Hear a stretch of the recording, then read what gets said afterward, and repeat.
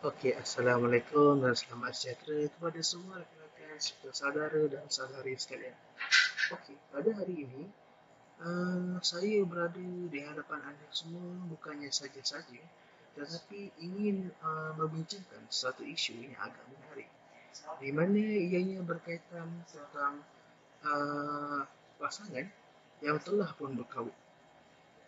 Okey, isu tersebut adalah mengenai kelahiran anak, di mana ia merupakan suatu perkara yang amat istimewa ataupun anugerah yang paling terindah bagi pasangan yang baru saja naik ke jenjang pelamin, di mana ingin melahirkan anak ataupun mendapatkan zuriat.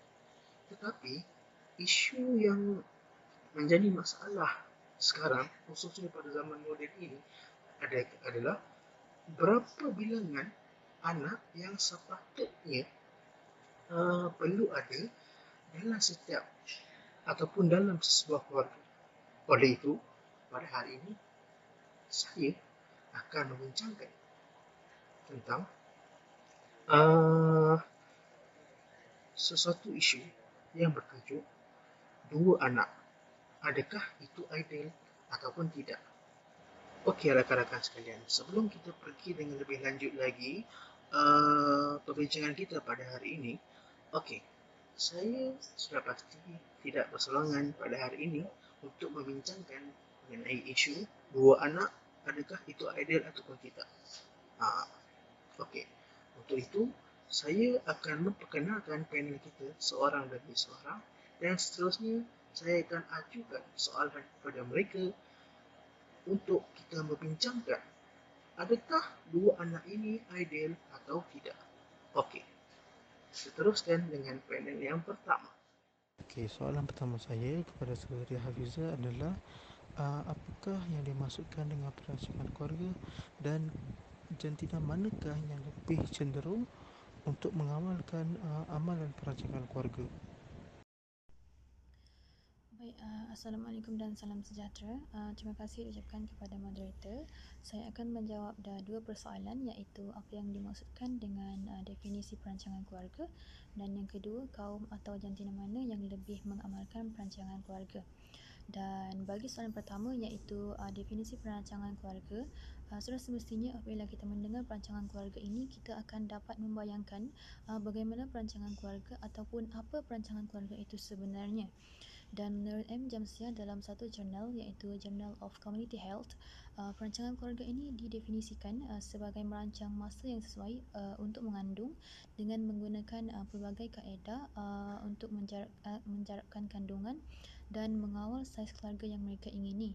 Apa yang dimaksudkan daripada definisi ini adalah di mana apabila seorang isteri ataupun seorang suami ataupun kedua-dua pasangan mereka merancang untuk mengawal saiz keluarga yang mereka ingini, ataupun lebih jelas lagi mereka merancang untuk berapa orang anak yang mereka ingini dalam keluarga mereka. Sebagai contoh, apabila seorang isteri itu dia merancang untuk mengandung pada tahun ini, dan pada tahun hadapan dia merancang untuk tidak mengandung bagi menjarakkan kandungan ataupun mengawal saiz keluarga yang mereka ingini.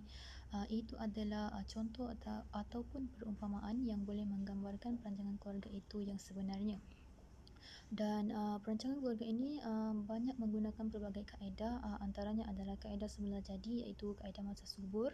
Ada juga kaedah halangan, iaitu penggunaan hormon, penggunaan pil kondom. Ada juga kaedah kekal, iaitu ada kaedah kekal ni di mana isteri itu tidak akan mengandung buat selama-lamanya ataupun tidak akan mengandung secara kekal. Dan untuk soalan yang kedua pula, iaitu kaum atau jantina mana yang lebih mengamalkan perancangan keluarga ini adalah sebenarnya perancangan keluarga ini banyak dipengaruhi oleh beberapa faktor.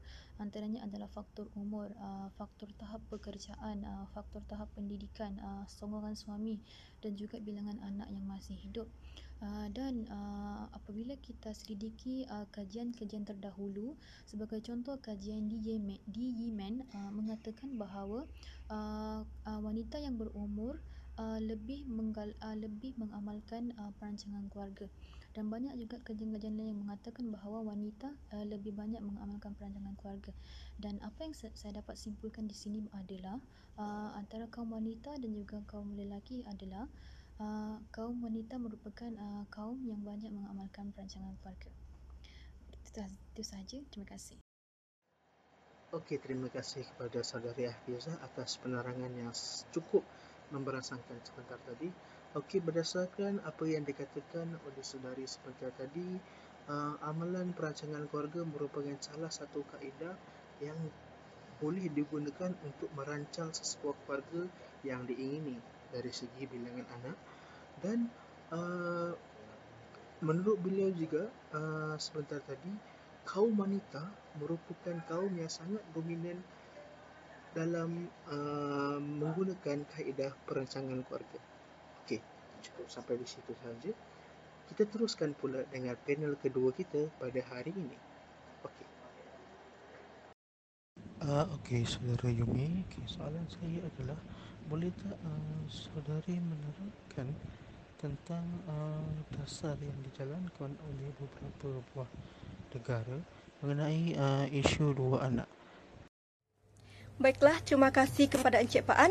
Berkaitan dengan isu mempunyai dua anak ideal atau tidak, isu ini bukan sahaja melibatkan pasangan yang telah berkahwin, malah juga berkaitan dengan populasi penduduk dunia.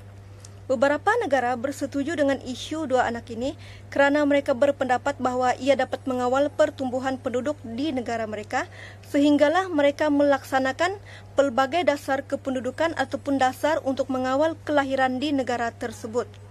Misalnya yang paling ketara ialah dasar dua anak ataupun two-child policy yang dilaksanakan di China pada tahun 2012.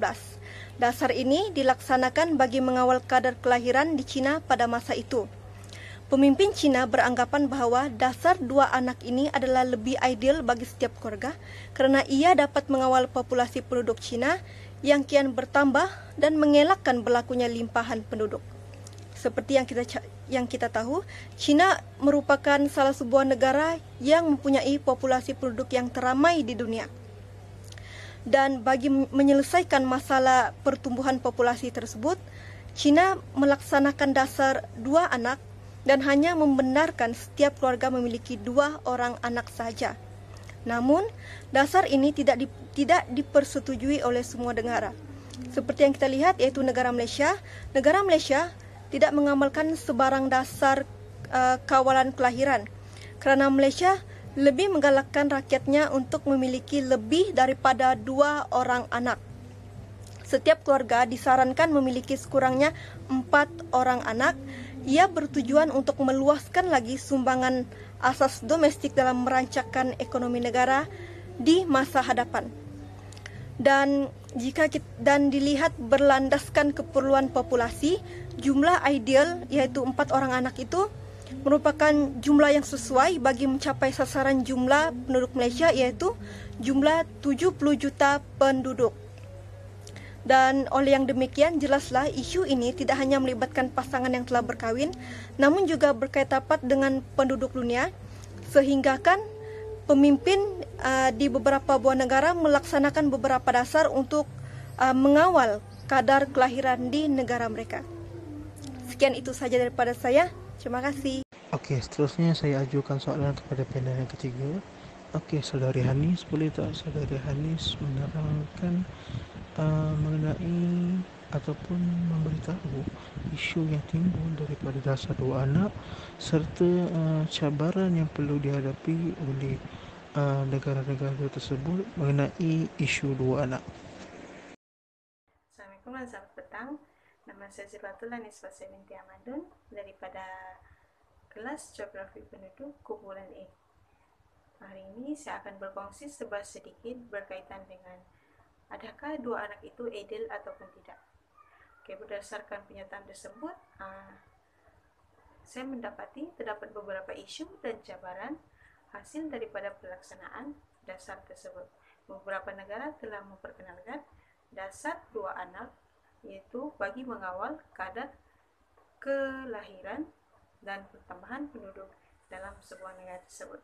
Sebagai contoh, negara China. pada tahun 2012, negara China telah memperkenalkan dasar 2 anak bagi mengimbangi kadar kelahiran dan kadar pertumbuhan penduduk di negara mereka. Okey. Antara isu-isu yang berbangkit atau isu yang timbul daripada dasar pelaksanaan 2 anak tersebut, isu yang pertama berkaitan dengan isu kesihatan. Okey. Seperti yang kita ketahui, kesihatan manusia ni bergantung kepada keadaan sekelilingnya.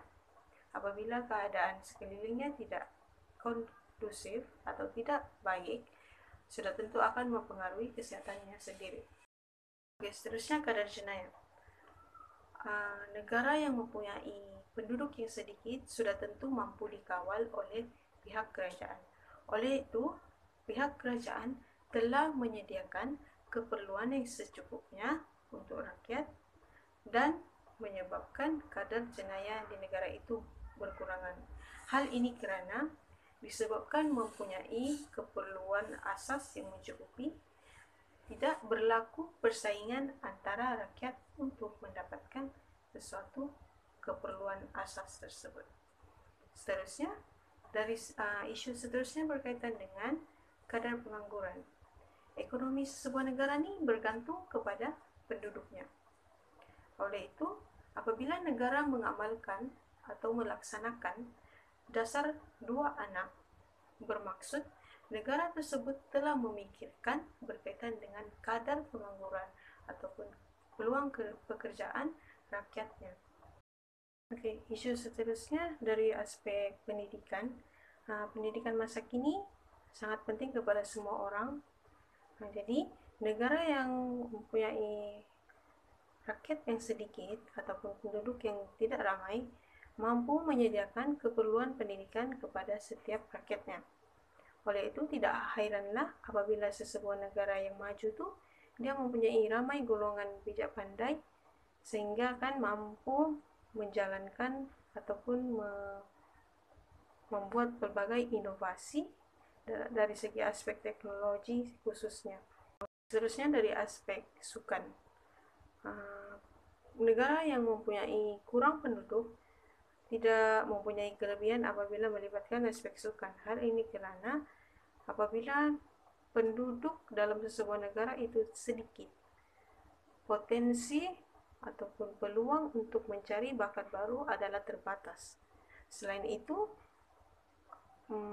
tenaga pengajar juga dalam sesebuah negara itu, tenaga pelatih tidak ramai, menyebabkan tidak dapat mengantar penyertaan ataupun mengantar atlet yang sama saban tahun untuk menyertai tamasya sukan yang dianjurkan di dunia.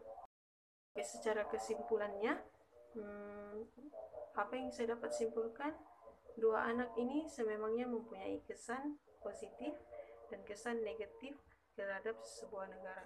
Tidak semua negara mampu menjalankan dasar tersebut dan tidak semua negara sesuai untuk menjalankan dasar tersebut.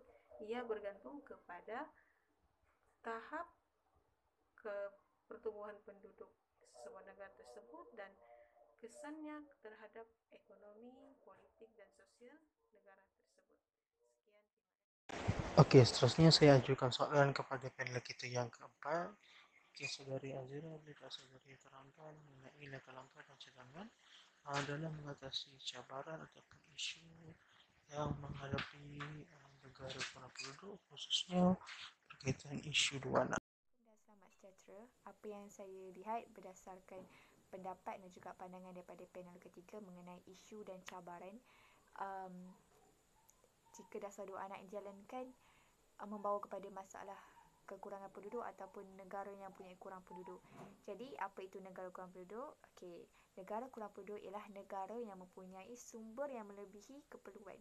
Rakyatnya sikit tapi sumbernya banyak dan ada juga yang tak habis diteroka. Jika dilihat negara yang kurang penduduk seperti Australia, Brazil, Kanada, namun mereka ini mempunyai cabaran yang perlu mereka hadapi ekoran kekurangan penduduk. Mereka tiada isu daripada segi kesihatan, tiada isu daripada pendidikan, kos pengangguran pun rendah, tapi mereka punya cabaran. Apa cabaran tu? Cabaran tu ialah dua ini cabaran yang paling besar. Iaitu cabaran daripada segi ekonomi, kalau kita lihat ialah kekurangan sumber tenaga kerja.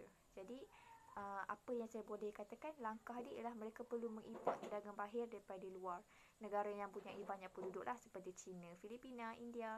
Dan juga daripada kedua ialah cabaran atlet, cabaran untuk sukan. Jadi atlet semakin kurang. Jadi apa saya rasa yang boleh dilakukan ialah cadangannya perlulah memperbanyakkan insentif ataupun beasiswa untuk sukan. Jadi ini boleh memberikan diorang rasa tertarik untuk menyertai aktiviti sukan. Okey, jadi apa cadangan yang boleh dilakukan oleh negara yang kurang penduduk dia untuk mengelakkan berlakunya dua perkara ini ialah dengan pertama, kerajaan perlulah menetapkan dasar bahawa sesebuah keluarga perlu punyai sekurang-kurangnya 3 ke 5 orang anak. Hal ini bagi mengelakkanlah masalah yang kurang penduduk ni. Jadi yang kedua ialah menanggung kos kesuburan bagi pasangan yang berkahwin namun tidak mempunyai anak dalam masa tempoh 2 ke 3 tahun.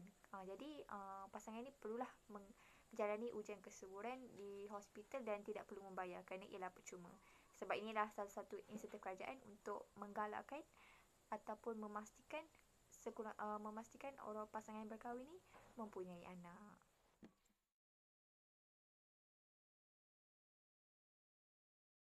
Okey, habis sudah soalan untuk keempat-empat panel kita pada hari ini. Untuk pusingan yang pertama, kita juga ada pusingan yang kedua, di mana forum pusingan kedua ni adalah mengenai pendapat ataupun pendirian setiap panel mengenai isu dua anak ini. Adakah dia betul-betul adil, betul-betul patut, betul-betul pasti dan wajib untuk setiap keluarga ataupun sebuah keluarga dalam masyarakat kini. Okey, untuk itu saya ingin bertanya pendapat panel kita yang ketiga, iaitu saudara Hanis, mengenai dua anak ini. Adakah saudari bersetuju ianya ideal ataupun tidak? Okey. Okey, saya tambah sedikit berkaitan dengan taraf kesihatan dalam sesebuah negara yang padat apabila menjalankan dasar dua anak. Okey. Bagi negara yang menjalankan dasar dua anak, semestinya kerajaan mampu menyediakan kemudahan perubatan untuk rakyatnya dengan lebih baik. Contohnya seperti menyediakan hospital dengan peralatan apabila melibatkan penyebaran penyakit berbahaya berlaku secara tidak langsung, negara yang mempunyai penduduk yang sedikit, kadar jangkitan adalah rendah. Hal ini kerana penduduk yang sedikit mampu dikawal oleh pihak kerajaan, dan kerajaan mampu menyediakan keperluan asas mereka dan tidak perlu keluar untuk mencari keperluan asas mereka seperti yang berlaku pada hari ini, yaitu pandemik COVID-19. Kerajaan mampu menyediakan semua dengan memberi bantuan dan mengawal pergerakan mereka. Okay. Setakat ini itu sahaja pendapat yang saya dapat kongsikan. Sekian, terima kasih. Okey, terima kasih saudara Hanis. Okey, seterusnya saya nak tanya kepada saudari Azira. Pada pendapat saudari, adakah dua anak ini merupakan sesuatu yang ideal ataupun tidak? Terima kasih kepada moderator di atas soalan tersebut. Okey, pada pendapat saya, dua anak itu idealkah ataupun tidak? Bagi saya ideal untuk negara yang mempunyai penduduk yang ramai ataupun lebih. Kerana penduduk yang ramai itu akan menyebabkan ketidakcukupan sumber-sumber tu. Jadi tak semua orang akan dapat sumber yang hak ataupun sumber yang sama. Jadi ini akan menyebabkan ketidakadilan lah. Jadi dasar seperti ini sangat digalakkan dan juga bagus untuk dijalankan di negara-negara tersebut. Seperti kita lihat di negara yang banyak ramai penduduk seperti Bangladesh, di negara China, walaupun China kata sudah mengeluarkan kenyataan yang mereka sudah menghentikan, sebab sebelum ni mereka punya dasar satu anak, jadi sekarang ni saya rasa perlu dijalankan dasar dua anak tu pula, sebab mereka masih punya penduduk yang ramai. Okey, bagi saya bila tak ideal tu kalau dijalankan di negara-negara yang penduduk dia sangat sedikit. Jadi bagi saya negara-negara yang mempunyai penduduk sedikit tu perlu ada dasar menggalakkan bertambah penduduk. Kiranya satu keluarga itu perlulah 3 ke 5 orang anak. Jadi itulah pendapat saya. Pendapat saya ada ideal dan tak ideal. Kerana terdapatnya perbahasan antara dua-dua ni. Jadi itu sajalah pendapat saya. Terima kasih. Okey, terima kasih kepada saudari Azira kerana telah memberikan pendapat mengenai adakah dua anak itu ideal atau tidak. Okey, seterusnya saya ingin bertanya kepada saudari Hafiza. Okey, menurut saudari adakah dua anak ini sesuatu yang ideal ataupun tidak? Baik, pada pendapat saya, dua anak adakah ideal ataupun tidak? Sebenarnya, pada dasarnya, dua anak adakah ideal ini bergantung kepada masa ataupun satu tempat ataupun negara tersebut. Sebagai contoh, apabila kita bawa isu ini, iaitu isu dua anak adakah ideal ataupun tidak, dengan merujuk kepada negara-negara yang mempunyai penduduk yang padat. Sebagai contoh, kita boleh ambil negara China.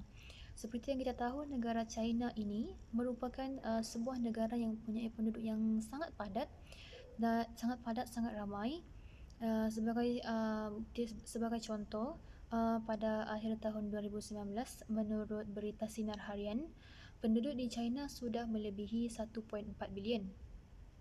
Dan pada tahun 2020 ini dikatakan bahawa India mendahului populasi penduduk di China. Tapi bukan itu isu kita. Isu kita ini adalah adakah dua anak ini ideal ataupun tidak. Dan bagi saya, dua anak adakah ideal ataupun tidak apabila kita merujuk kepada negara China, sebenarnya ia ideal dan sesuai digalakkan. Malahan negara China ini pemerintah ataupun kerajaannya melaksanakan satu dasar, iaitu satu keluarga, satu orang anak. Ini kerana kepadatan penduduk yang ada di China membuatkan negara China tidak dapat menampung semua keperluan penduduk kerana kekurangan sumber disebabkan terlalu ramai penduduk ataupun terlalu padat. Dan apabila kita merujuk pula kepada negara-negara yang membangun, dengan kita bawa isu tadi, iaitu adakah dua anak adakah ideal ataupun tidak, sebenarnya ia adalah tidak ideal ataupun tidak sesuai untuk dilaksanakan di negara-negara membangun. Sebagai contoh negara yang membangun, kita boleh lihat negara kita sendiri, negara Malaysia, ataupun kita boleh lihat negara-negara luar, iaitu negara Indonesia juga merupakan sebuah negara yang sedang membangun. Dan negara yang sedang membangun ini bermaksud negara itu mempunyai tahap teknologi yang masih rendah, dan yang paling penting, negara yang sedang membangun ini masih mempunyai banyak sumber yang belum digunakan. Dan oleh sebab itu, dua anak ideal ini adalah sangat tidak sesuai kerana kita memerlukan, ataupun negara yang sedang membangun ini memerlukan penduduk yang lebih ramai untuk mengusahakan atau menggunakan sumber yang ada bagi memajukan sesebuah negara. Dan secara kesimpulannya, saya dapat simpulkan di sini bahawa bahawa dua anak ini adakah ideal ataupun tidak, ia bergantung dengan masa ataupun negara tersebut ataupun kepadatan penduduk di negara tersebut. Jadi boleh saya katakan di sini, saya bersetuju terhadap dua anak ideal atau tidak, dan saya juga tidak bersetuju dengan dua anak ideal ataupun tidak. Itu sahaja. Baik, kita sudah mendengar pendapat daripada 3 orang panel kita. Ada yang mengatakan ideal, ada yang mengatakan ideal tapi mengikut sebuah negara itu. Okey, seterusnya saya nak tanya kepada saudari Yumi. Adakah menurut saudari, adakah dua anak ini ideal ataupun tidak? Pada pendapat saya masih tidak bersetuju dengan isu dua anak ini. Jika dilihat dalam konteks negara Malaysia ini sendiri, pada masa sekarang Malaysia masih tidak mencapai sasaran jumlah penduduk yang sepatutnya. Dan oleh kerana itu, sekiranya setiap pasangan di Malaysia masih bersetuju ataupun merancang hanya mempunyai 2 orang anak, sudah tentulah penduduk di Malaysia ini tidak akan bertambah kerana 2 orang anak tersebut tidak mampu untuk menggantikan bilangan ibu dan bapa mereka pada masa hadapan. dan sekurang-kurangnya setiap pasangan haruslah mempunyai lebih daripada 2 orang anak bagi menjamin pertambahan penduduk pada masa hadapan di negara Malaysia. Namun, jika dilihat dalam konteks negara yang lain seperti negara China ataupun negara India yang mempunyai limpahan penduduk, isu 2 anak ini sewajarnya mereka persetujui ataupun mereka laksanakan melalui beberapa dasar kerana 2 anak ini sememangnya mampu mengawal kadar kelahiran ataupun kadar pertambahan penduduk di negara tersebut. Itu bagi negara-negara yang memang mengalami limpahan penduduk. Tetapi bagi negara Malaysia sendiri, 2 anak ini masih kurang ideal dan tidak sepatutnya diamalkan oleh setiap pasangan kerana sekurang-kurangnya mereka perlu mempunyai lebih daripada 2 orang anak. Sekian dan terima kasih. Okey, setelah kita mendengar pendapat-pendapat penjelasan kita daripada panel-panel kita mengenai isu 2 ini, okey, dasar 2 anak ini ataupun isu 2 anak ini boleh dilakukan secara rumusannya lah. Okey, ini penutupnya. Secara rumusannya bergantung kepada sebuah negara tersebut dan dasar 2 anak ini perlu dijalankan khususnya kepada negara yang mempunyai lebihan penduduk untuk mengawal populasi penduduk di negara tersebut.